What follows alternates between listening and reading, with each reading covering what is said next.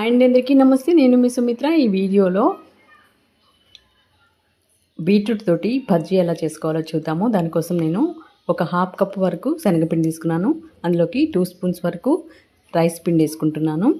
Rice పిండి వేయడం వల్ల క్రంచీగా వస్తాయి బజ్జీలు, చాలా బాగుంటాయి.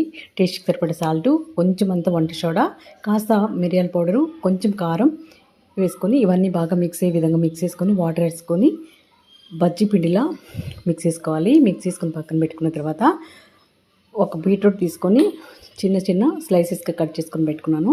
ఈ స్లైసెస్ అన్నీ వేసుకొని ఇందులోకి బాగా మిక్స్ చేసుకోవాలి. మిక్స్ చేసుకున్న తర్వాత పాన్ పెట్టుకొని పాన్లోకి ఆయిల్ వేసుకొని ఆయిల్ బాగా హీట్ అయిన తర్వాత ఇవి కొంచెం కొంచెం స్పూన్తో తీసుకొని ఆయిల్లో వేసుకొని డీప్ ఫ్రై చేసుకోవాలి.